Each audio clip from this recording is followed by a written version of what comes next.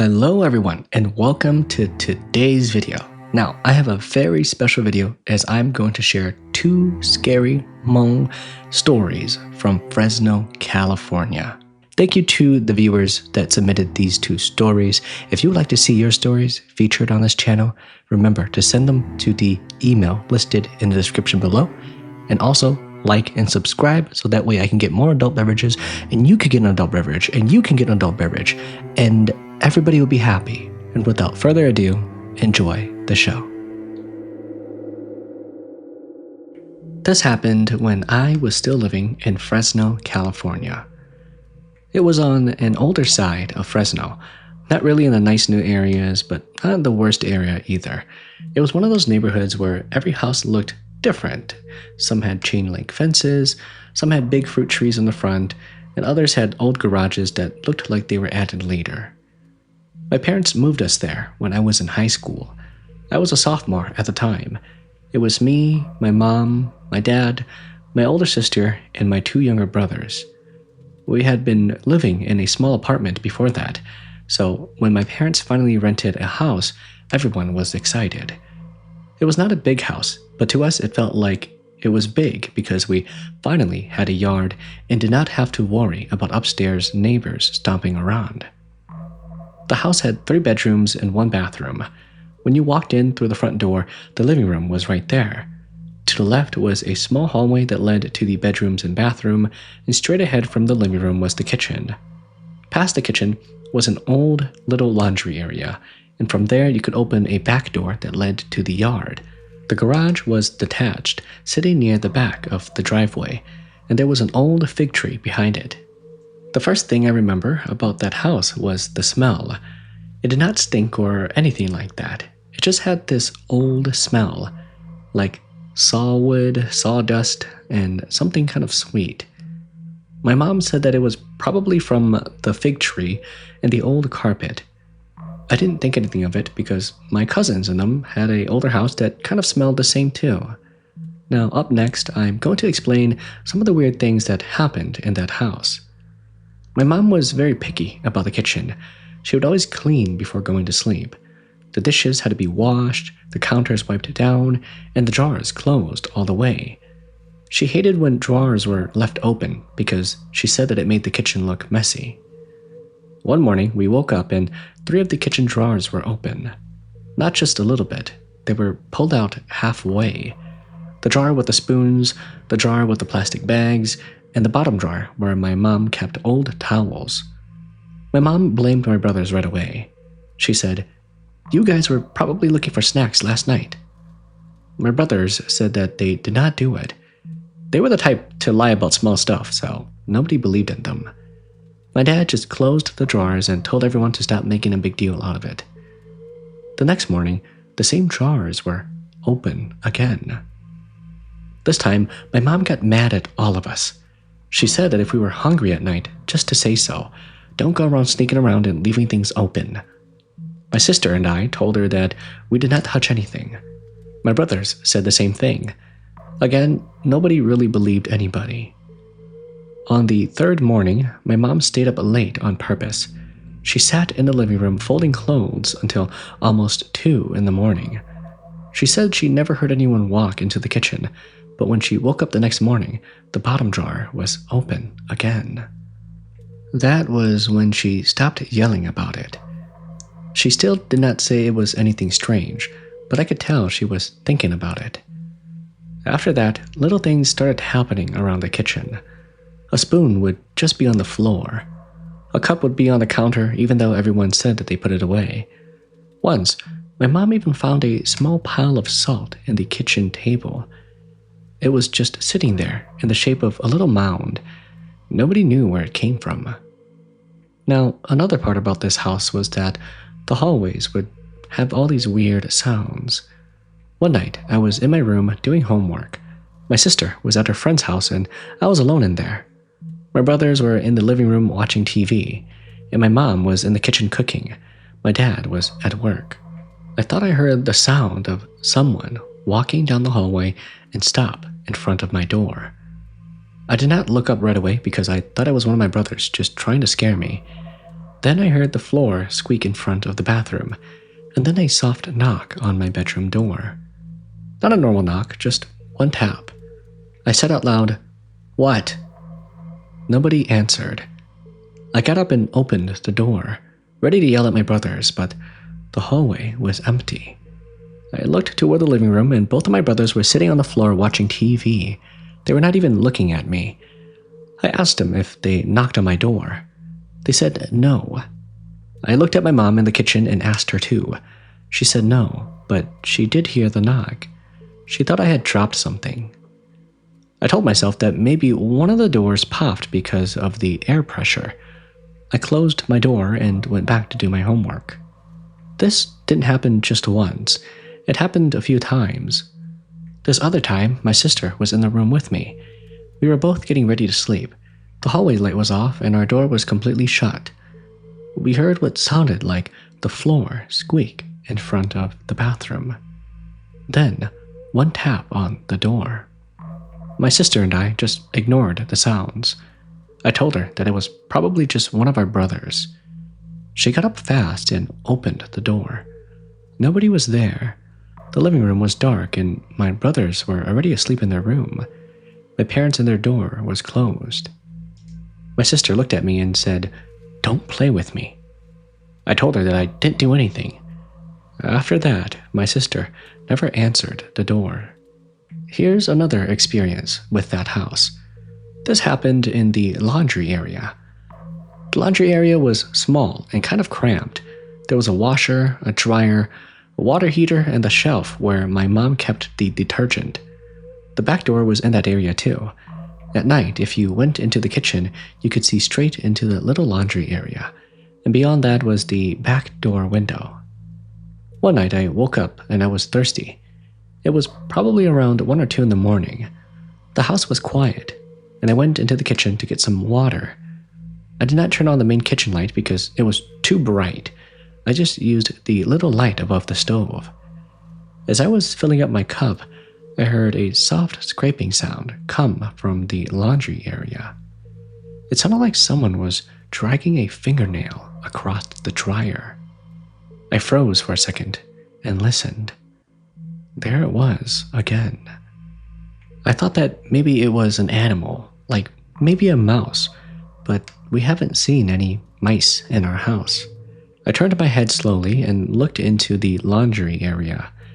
At first, I did not see anything. Then I noticed the back door window. There was a face there. Not a full face like someone pressing against the glass.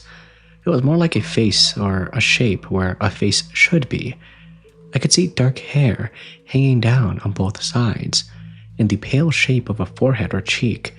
The rest was just darkness because the yard was dark. I dropped my cup in the sink and ran back into my room. My sister woke up and asked what happened. I told her that I thought I saw someone standing outside the back door. She got scared too, so we woke up my parents. They didn't want to get up because, well, my dad had just gotten home from work. My dad just told us that it was probably nothing and that we maybe just imagined things. He told us to just go back to bed and not to worry about it. My dad said that it was just probably my reflection in the glass. That kind of made sense to me. I mean, the stove light was on, and sometimes windows reflect things at night. That's what I just decided to believe in that day. But the next day, I went into the laundry area, and I looked at that same window during the day. The glass was too far high for my face to reflect from where I stood at the sink. I would have to be standing right in front of the back door for my face to show there. I didn't say anything to anyone because I didn't want them to think I was trying to scare people. Now, another thing about this house was that at one point, my younger brother started waking up in the middle of the night. At first, he said that he was having nightmares. Then he said that he kept hearing someone whisper from the hallway. We asked him what it said, but he said that he couldn't understand it. It was just talking low, like someone speaking with their mouth closed to the door. My mom said that maybe he was just watching too many scary movies. Now, during this time, the Hmong dub Mr. Vampire movies were very popular, and my younger brothers really liked watching those movies. They would pretend to be like the Taoist priest and start hopping like the Chinese jumping vampires. My mom told him to stop sleeping so late and to stop watching those movies. Then, one night, he came running into my parents' room crying. That wasn't normal because my brother was the kind of kid who tried to act tough. He was in middle school by then, and he hated crying in front of people. He said that he woke up because someone sat on his bed. He thought it was our other brother, so he told him to move. But when he opened his eyes, he saw a woman sitting near his feet. She had long black hair and was facing the wall. He said that he could not see her face, and she did not move. She was just sitting there, with her hands on her lap. He said that he blinked and she was gone. My mom got quiet after that. My dad said that he was still dreaming, just like every Hmong dad likes to say. But my dad checked the room anyway. He looked under the beds, in the closet, outside the window, and nothing was there. After that, my mom left a Bible under my brother's pillow. We weren't super religious or anything like that, but my mom had her own way of doing things. My dad could care less. Now here's another story that I want to share about what happened to my sister. My sister had this small silver bracelet that she wore almost every day. It wasn't expensive, but it was a gift from one of her old boyfriends. One afternoon, she said she took it off and put it on the dresser before taking a shower. When she came back, it was gone. She accused me at first. Then she accused her brothers, and everybody got mad because nobody touched it. We searched the rooms, under the beds, in the bathroom, everywhere, and she could not find it. About a few weeks later, my mom found it. It was on my sister's dresser, where she said that she placed it. Nobody knew how it disappeared. My mom held it up and asked who was playing around. Nobody answered, and I remember my sister looked like she wanted to cry because she knew none of us did it. My mom was cleaning our room because she said it was messy, and she was mad because we were fighting each other over it the other day, arguing about who took it. My dad was home and was trying to calm down the situation. He said that this house just has too many people and that everyone's moving stuff, and sometimes maybe we just forget. That was the kind of person my dad was. Even if a ghost stood in front of him, he would probably say that it was just bad lighting. Now, here's another experience that happened to me late in the summer. If you didn't already know, summers in Fresno are very hot. If you have lived there, you know that the nights do not always cool down like people think. That house had this old air conditioner that barely ever worked, so sometimes we slept with fans on and the windows cracked open. One night I woke up because the room felt cold. That made no sense because it was summer. The fan was on, but the air coming through felt like winter air. I opened my eyes and saw my sister sleeping on the other bed. The room was dark except for a little bit of streetlight coming through the blinds. Then I realized that I could not move. I had heard about sleep paralysis before, so my first thought was that it was just that. I told myself to calm down, and I tried to move, but nothing. I could not move an inch of my body. And then I heard the hallway floor squeak, the same spot by the bathroom. My door was closed, but I could hear someone standing on the other side. Then came the one tap. It wasn't loud, just a soft tap on the door. I tried to call my sister's name, but nothing came out. My chest felt heavy, and my ears started to ring. It was not like a normal ringing. It was a very loud and deep ringing in my ears. At this point, I could hear what sounded like the doorknob turning a little bit. It did not open all the way. It just moved enough for me to hear the metal click. Then, the door slowly opened. I could see slightly through my eyes the black space through the crack. I did not see a face or a hand, just darkness. but I knew that something was there. It felt like it was looking into the room, even though I could not see any eyes. I closed my eyes and started to pray to God in my head. I did not know what else to do. After a few seconds, the pressure lifted. I sat up so fast that my neck hurt. The door was still closed. My sister woke up because she heard me breathing hard. I told her what happened. She said that she was asleep and didn't hear anything. Now, the weird part about this is that the door was locked. It has a lock on there, and we lock it. But I swore that I could hear it open and see it open. And a part of me believes that to this day I might have been dreaming the whole thing. Now, one more thing that I want to share about that house was something that happened near the fig tree. My dad used to keep some tools in the garage. One evening, he told my brother to help him look for a wrench. The garage was old and messy, with boxes and cans and random stuff from the old owner. It had a small side window facing the fig tree. While my dad was digging through one of the boxes, my brother heard someone whisper from outside. It wasn't any words that he could understand, just what sounded like a low voice. He thought that maybe it was one of the neighbors on the other side of the fence, so he looked through the window. Under the fig tree, he saw a woman standing with her back against him. She had this long dark hair and was wearing what looked like a light-colored shirt or dress. He only saw her for maybe 2 seconds because my dad asked him if he had found the wrench, so he turned around to answer him, and when he looked back, she was gone. He said that it was pretty dark outside that day, so he really wasn't sure if what he saw was what he actually saw. After they were done doing the stuff that they needed to do, my brother walked outside and kind of looked at the fig tree, wondering if what he saw was really real. He said that the back gate was still locked and the dirt under the tree looked dry and untouched. There wasn't any footprints or any signs of anyone being there. Eventually, our family moved out because the landlord wanted to raise the rent, and that was the reason my parents gave us. I think that was the actual reason too. Now, this house didn't always have paranormal activity every single day.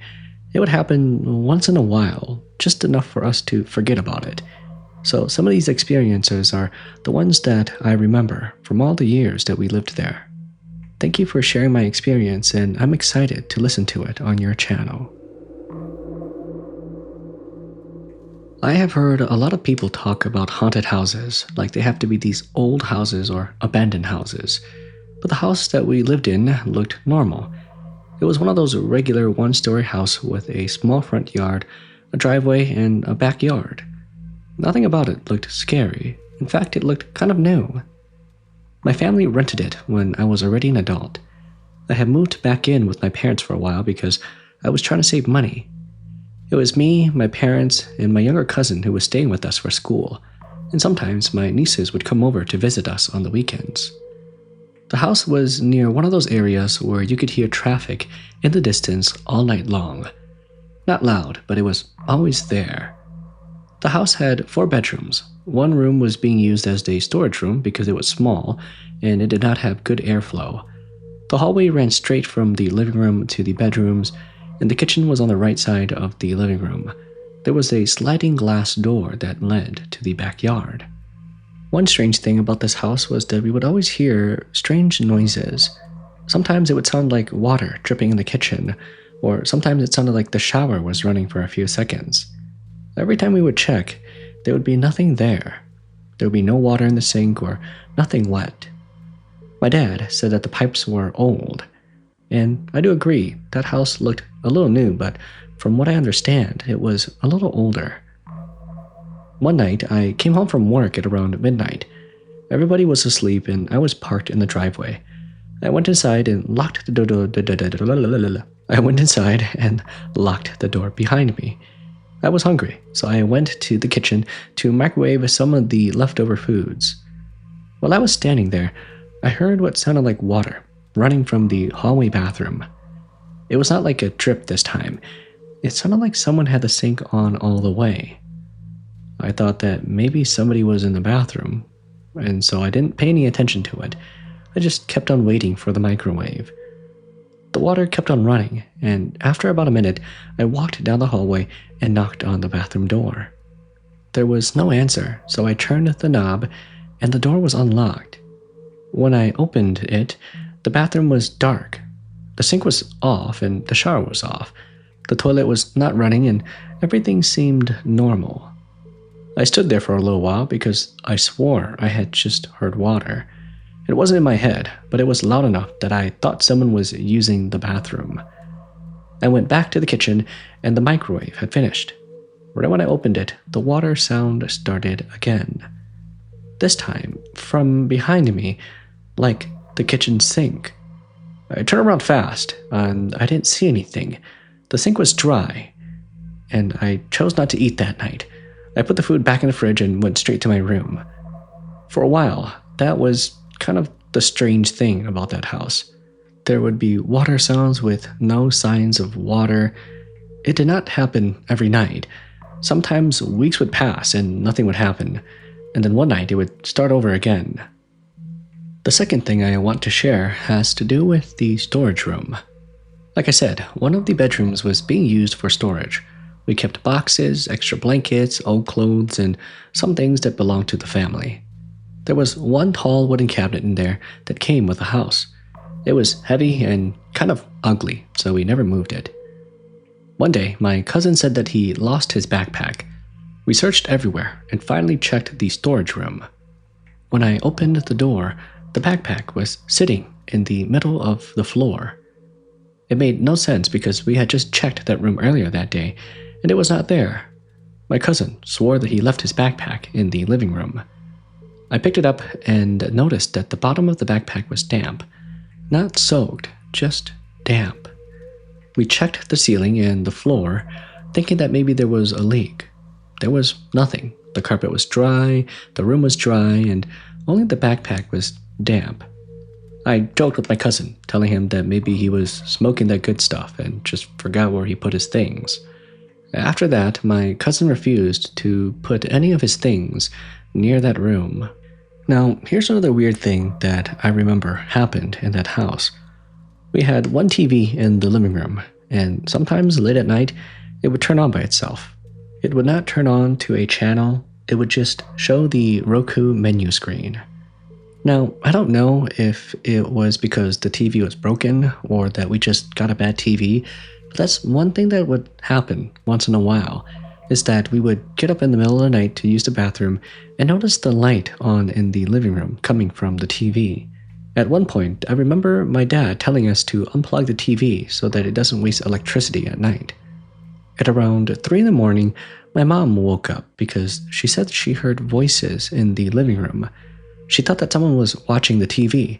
She laid in bed, trying to fall back asleep, but because the voices were kind of annoying her, she came out to check on who was outside in the living room. But when she came out, the TV was off. But she said that she could hear people talking from somewhere near the living room. Not loud and clear, just low talking. The next day, she came out into the living room and checked if the TV was plugged into the wall. It wasn't. It was unplugged. My mom decided to ask my dad if he heard anything at night, but he said that he didn't hear anything at all. My mom was a little bit paranoid, but thought that maybe it was just nothing. The next part I want to share is something that happened to my cousin one afternoon. This is why I think that not everything that happened in that house happened at night, but it also happened in the daytime as well. My cousin came home from school before everyone else. He said that he came in, dropped his backpack by the couch, and went to the kitchen to get food. While he was eating, he heard someone walk from the hallway to the living room. He thought it was me because sometimes I come home early from work. He was still eating, watching his phone, when he said, "You're home?" Nobody answered. He looked into the living room and didn't see anybody there. My cousin froze because he thought that someone had broken in. So, being as brave as he was, he decided to grab a knife from the kitchen and check and clear the entire house, making sure that nobody was in that house. He said that it was a weird experience, like he could feel the presence of someone being there while he was eating. Eventually, my dad came home, and he and my cousin checked and swept the house one last time. Nobody was inside. All the doors were locked and the windows were locked. Nothing was missing. My cousin decided to install a cheap camera with the money he made from his part-time job. He installed it into the living room. It was not one of those fancy security systems. It was just a camera that recorded when it detected motion. For the first week, it only caught us walking around, my mom cleaning our headlights through the front window.